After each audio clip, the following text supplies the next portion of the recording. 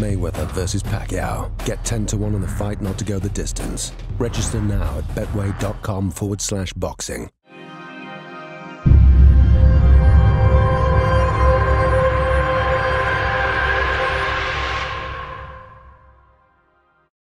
KUGAN CASSIUS for IFL TV in association with Macklin Gym Marbella. Mayweather Pacquiao fight week. We're in the MGM media room. With me, stop wobbling. I like swaying. With me, I've got Froch. How are you? Yeah, not bad.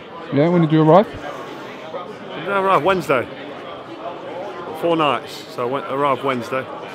It's been a good week. Does this fight feel as big as it is to you? It's not gone mad yet. It's started to fill up now in the casinos and the venue floors and that. You know, we've not been over to the arena yet, so it's quite tight security, which you'd expect. This media room's unbelievable. It's mad. Everyone's here. Have you been mobbed in here?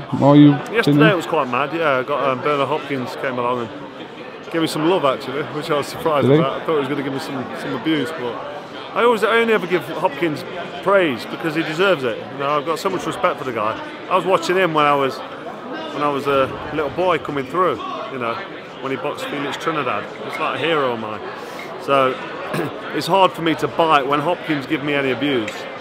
It's hard for me to give him any back. I trained with Howard Eastman when he went over to Los Angeles. I was in America for about 7 weeks with Eastman sparring before Hopkins beat Eastman, and I can't believe he's still going like 10 years later. But fair play to him, he's still doing what he does. But I just can't say anything bad against Hopkins. I've got too much respect for him. So when I saw him yesterday, although he'd been tweeting out that I'm scared of him and, you know, still talking it to try and get the fight out, I just take it with a pinch of salt. And boxing's a business, and sometimes you've got to try and sell it. You said a lot of times that you'd only get into a fight now that sort of ticks all the boxes. And Hopkins has been linked with you before. Did it tick any boxes for you, that fight, even in Nottingham or here? I think if we took the fight with Hopkins a while ago, it would have probably been in Nottingham. If it got made, it would have done Nottingham Forest City Ground, which is 30-odd thousand. It's not a Wembley Stadium fight. People now get excited about Wembley Stadium and start saying that's your fault, though, isn't it? Fight. That's because of my fight with Groves there. You know, we both played our part, and it was a massive fight that captured the public's imagination and did big numbers. But you can't just say this fight's a Wembley fight, that fight's a Wembley fight now following that. You know, the people will decide what's a Wembley fight, and I don't think the Hopkins fight's a Wembley fight. Andre Ward coming to England certainly isn't a Wembley fight, but it would have been a Nottingham Forest City Ground. And for me, Nottingham, you know, that's where my fortress is. That's where I've been born and raised. I'm proud to be from Nottingham, so to fight Hopkins at the City Ground or Andre Ward at the City Ground, for me that would have been good. Not as good as fighting in Las Vegas, but it would have been something to finish off my career nicely. But I think the time window's closed now on that because the football season's back on soon. You know, the May window's I need to be training February, March, so it's done now. If I'm going to fight again, it's going to be after the summer, and realistically, we're running out of time, aren't we? Anyway, you didn't ask me about that. I was just going to say, do you think people like Hopkins and Ward look at the Froch Groves too and think they would consider themselves bigger names than George Groves and think, well, if Groves Froch can fill it, then surely Hopkins Froch or Ward Froch can fill it. Groves gave me a really good fight in the first fight. Which led into that. It was a controversial stoppage. Groves is an idiot when he talks. You know, he doesn't do himself any favours. Sometimes I don't, but he comes across very sort of disrespectful and obnoxious. And he did well in the first fight. Give him his props. And then we built up the rematch. The rematch was unbelievable. Great, Wembley Stadium. We all know the story. We're sick of hearing it now. And he got absolutely flattened. Just got Cobra, didn't he? I think every time I say that, I feel like laughing because it is funny. It's tongue in cheek, but it's funny. He did get Cobra because since then he's finished. I can't see him doing anything.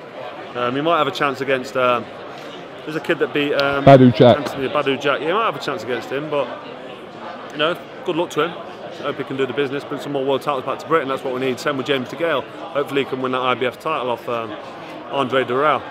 Just got to stick it on Durrell, and Durrell will probably bottle it. DeGale needs to back him up, put it on him, and then get the win and bring the title back to England. Last time I spoke to you, you said that IBF title might be just on loan or on hold, you know, to Durrell or DeGale, but the winner of that, if it is DeGale, you fancy fighting for your old title, which you vacated about 5 months ago? When would that fight happen? I mean, we're running out of time, aren't we? It's getting long. My coach, Rob McCracken, said to me, if you don't fight in a year is too long. You know, the year's up in May. I've still got to speak to Rob and go through exactly what we're doing and what the intentions are moving forward. But obviously, the Chavez fight is out the window after his Chavez defeat. is done, yeah, that's gone. Was you gutted about that? No, not at all. Before the Chavez fight was potentially going to happen, I look at how long I've got to train and what the contracts are looking like and how much I'm getting paid. There was 9 weeks left to train by the time the contract landed on my desk. The contract was full of legal implications that could have been potentially, you know, could have been in litigation, you know, worst case scenario. So the time frame was wrong, 9 weeks. I'm not going to fight anyone with 9 weeks training. The legal issues were there, and bottom line, the money wasn't there. So there's 3 big things there. So I'm not going to look back and say, oh, I could have fought him and I could have beat him, because I couldn't, because I wasn't going to take the fight. The money's not right, I didn't have the time to train, and there's legal issues. So if you asked 8 out of 10 Carl Froch fans who they'd like to see you fight, I reckon 8 out of 10 of them would say Gennady Golovkin. That's nice of him, isn't it? No, I reckon, I'm just guessing. Do you want to chuck me in there with Golovkin? Are they my fans, or are they people who want to see me get chinned or something? People wanted to see an absolute war, and I think with Golovkin, and I'll be totally honest, I'd fight Golovkin if I was 28, 29 years old at the start of my career and I needed to fight. I'd jump in with Golovkin. He's no different to jumping in with Arthur Abraham. I think Abraham was 30-0, 26, 27 knockouts. He was like this big monster, rendering everyone unconscious, and everyone was like, "Oh, that's a tough fight." But when these fighters are strong and big and heavy at middleweight, and they come up to super middle, they get a shot. Golovkin's quite a small guy. I know he can punch hard and he's a great prospect, but that's what he is, he's a prospect. So at the minute, because he doesn't sell pay-per-view in America, business-wise, financially, it doesn't make any sense at all. And that's what it's been like for the last year. And Golovkin's never talked about coming to super middleweight. I've never heard him say he wants to fight me at super middle. I honestly think if I fought Golovkin, there's a strong chance I'd just back him up, take whatever he's got, and beat him up. And everyone would say, yeah, but you're super middleweight, he's not big enough, he should stay at middle. And I won't get any praise for it. Obviously, there's a chance that I could get beat off Golovkin. I don't think he can knock me out.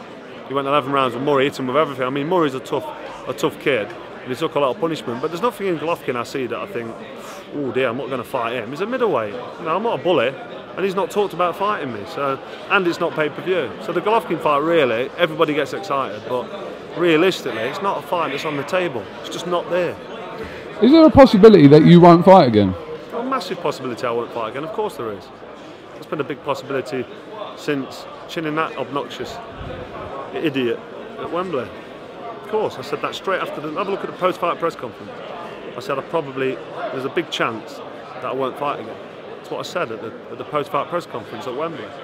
Here we are nearly a year later. So you're asking me, is there a chance I won't fight again? I think you already know the answer to that. And the fact is, I don't need to fight. I've been fighting out of necessity and enjoyment and love of the sport my whole career.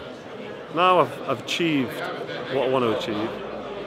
I've earned the amount of money I wanted to earn and more. I'm in a great position, you know, with the public, my profile. It's great. You know, I get well received everywhere I go, and I'm thankful for that, and I love it. But I think I've earned it because, you know, I had that rematch with Groves, and I had to set the record straight and do my job, which I did. I did my job. I pleased everybody. Everyone's happy. So will it come to a point now, if a situation arises, fight-wise, at whatever relevant stage in the year, if it works for you, it works. If it doesn't, you're not bothered? Yeah, it's got to be the right opponent. It's got to be the right money. At the minute, the money's not there. There's no money. And you're saying, oh, what's your incentive? My motivation and my incentive isn't money, but I want paying well for what I do because it's risk-reward. You know, if I want to put myself at risk and get in the ring, get punched in the head for a living, I want to be rewarded for it. But I don't actually need any more financial gain. I've achieved so much, and I've been very wise. I don't like talking about money. I think it's gross, and I don't like to be flippant with money. But I've invested my money very wisely. I'm into double figures, well over double figures with properties, and I've got jobs and things happening outside of boxing. I mean, I'm making a film this summer, later this summer, and I'm just looking forward.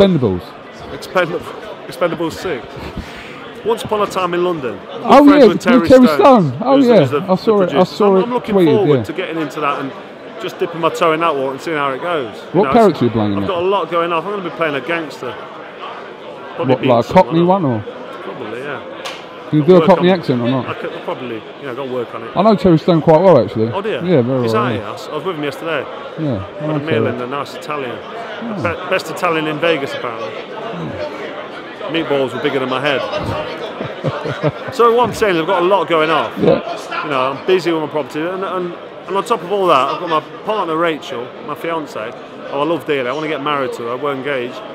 I've got Rocco, my 5 years, 5 in June. I've got Natalia, she's 2 in May, and Rachel's pregnant. She's due in the second week in September. So I've got an unbelievably wonderful family, and I'm just chilling and loving life and enjoying life. And the prospect of getting back in the ring and getting punched in the head sparring and putting myself through the hard training camp, and everything that goes with the camp and the training intensity of it, the focus and the dedication. I don't particularly want to do it if it's not going to excite me or motivate me. So it needs to be something that motivates us. So I've been going on about Vegas, and now Chavez has been beat, maybe the Vegas fight in there. Nottingham Forest City Ground for me, the honorary Freeman of Nottingham, to fight in Nottingham, that would be fantastic. But you give me an opponent that pays the right fee to get me out of bed on a Monday morning in my silk pyjamas. It's difficult. It's difficult to get out of bed. I think Marvin Hagler said that, didn't it? Or was it Thomas? No, Marvin Hagler. Yeah, he did. Just finally. So it's got to be right. So you give me an opponent, give me the money, and give me the time frame, give me the correct contract, and tell me who it is and how much I'm going to get paid. You won't want to pick anyone. You've mentioned Golovkin. That's not one. Andre Ward wouldn't come to Nottingham. Bottom line, whatever you say about Ward, he was offered the fight to come to Nottingham and fight me in Nottingham. He said he beat me with one hand before. So come to Nottingham with 2 hands, he beat me with 2 hands if that's the case. But no, I don't want to fight in Nottingham, I fight in England. You know what I mean? It's like, so who's left? Mikhail Kessler. Winner of the Gown Durrell. When's that going to happen? Before Christmas? It's too long. I'll be 18 months out of the ring jumping in with someone who can potentially fiddle his way through a horrendous fight. I think me and you should fight. Do you reckon? Yeah. At what weight would that be? I'll let you have a catch weight. Really? Can you come in at 205 pounds? No, absolutely not. Why not? Absolutely not. I've lost a bit of weight, but I put it back Listen, on out Cougar, here. let me tell you something. On a serious note, I'd love to. I'm 37 years old. I'm stood here. I don't know if I want a shot at a 6-pack, but I'm 12 stone 10. And I've been eating what I want. I've not been watching my diet. I've been doing a little bits of training, but I'm a clone for the super middleweight division. I'm not an old man. I'm 37. I'm a young 37. I've got 1, 2, maybe 3 fights left in me, quite easily physically. I met Hopkins yesterday. He's 50 years old. And he's a proper solid unit, keeps himself fit. I know he's getting through his fights now, but look what he did in his 40s. He was dominating. I thought he beat Kawasaki when he boxed Kawasaki, and that was a great fight and a great win for him. He obviously didn't get the decision, but there's no reason why I can't do that. I'm young, fit, healthy, strong, still got it, but there's nothing out there for me. There's nothing there that makes me excited, that makes me think, you know what, I'm going to go for a 12-week camp now, get stuck in and fight. I'd rather stay at home with my kids and enjoy life with them. I went to Dubai in January with my kids. I went to Centre Parks over Easter, and I want to have a nice summer with them. Then I want to have a nice Christmas with them. So, for me to then put myself away from my family for 4 months, the fight's got to be right. And Eddie's not coming to me with an opponent that pays the right money and makes sense and gives me the right time for him to get ready for the fight. The Chavez fight was never going to happen, regardless of the fact that he got beat. That doesn't matter. That's hindsight. It's like backing the horse when you know it's already won. Life don't work like that. Well, listen, you've given your reasons.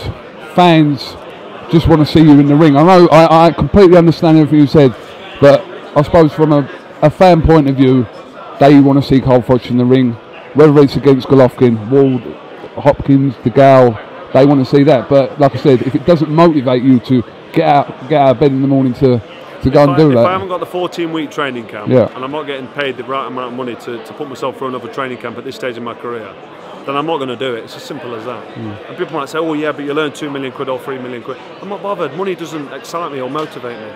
I'm not a greedy man. I've never been motivated by money. I think that's why I've done so well. I never look at what I'm earning. And obviously everybody knows that my earnings at Wembley Stadium was ludicrous.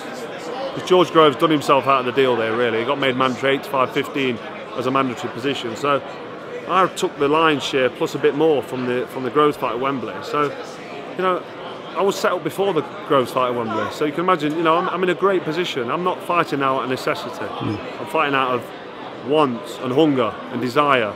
So it's got to be good. It's got to float the boat. It's got to excite me. Or I'm just going to turn up and go through the motions and potentially get beat and destroy my legacy. So I'm not going to risk it.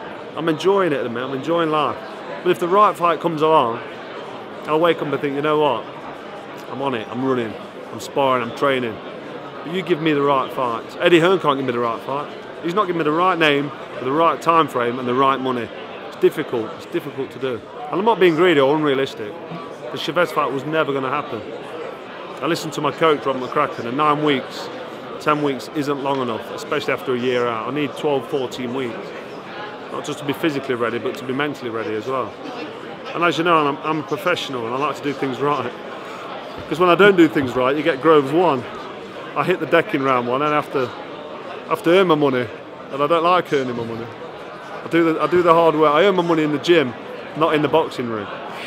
Although, you know, I've pleased a few people with some of my fights over the years. I watched that Kester fight again, Kester 2 the other day. Good scrap, wasn't it? That? Yeah, it was. I took So was the first one. I know you lost, but it was the Groves first 1 one. fight as well on the gold boxing on Sky. It was good.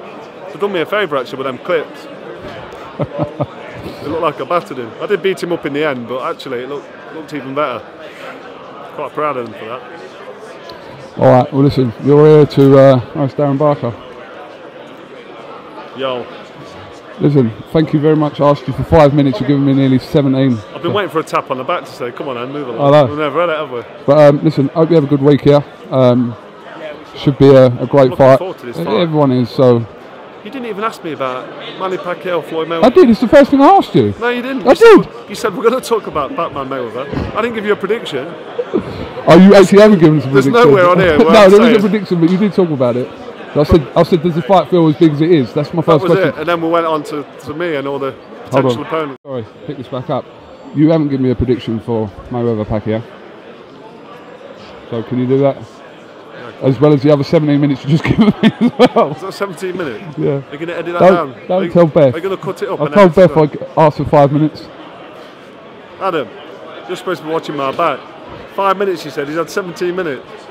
We've covered all the options.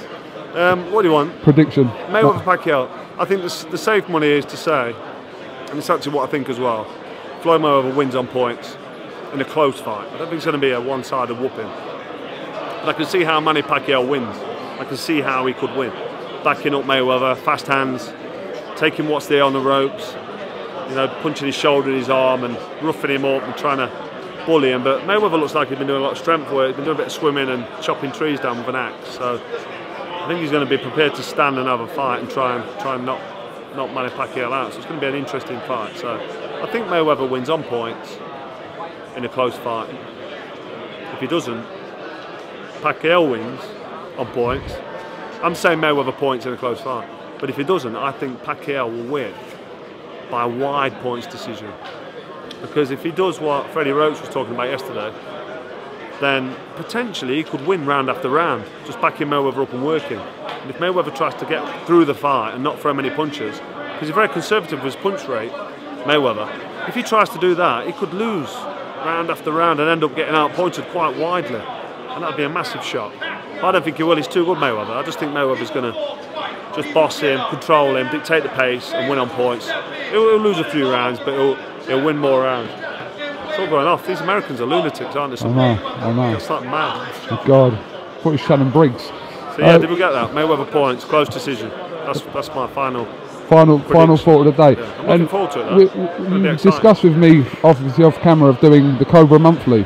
You excited for doing that? Yeah, I can do that. Can't just a 30 minutes where you can just upset everyone. We won't mention your names, but you seem to upset everyone every time. We'll do that, especially if I retire. I'll have a bit of time, won't I? Yeah, the Cobra Monthly, the IFL TV Cobra Monthly. I think that could work. I think it could work. Yeah. All right. Carl Froch, thank you very much for giving 20 minutes to IFL TV. It's 5 minutes. I'm all dry. Don't tell Beth, please. I'm like Jim Carrey and that Me, Myself and Ari when he's got cotton mouth. I don't see you all the time, so it's good to catch up. Yeah. Stay off them drugs, they're making you shake, man. No, I'm definitely not on any drugs. Was it a sleep tablet or was it? No. You're like all jittery and lips going. What is it? Don't know. Vicodin? No. Calpol. I don't know. Calpol. Oh, look at this, look. I've been heard. Thank you, Ellie. Thank you. Back. That's my man, that is, from yesterday. Yeah. That's better. All right. Yeah, we're done. Thank Still you very recording? much. Yeah, still recording, yeah. Why did you do that? Thank you very much. I don't know. I didn't know if you was I'll going to walk say off anything. now. Yeah, you can. Cheers, Coog. Thank you very much. Mate. Cheers.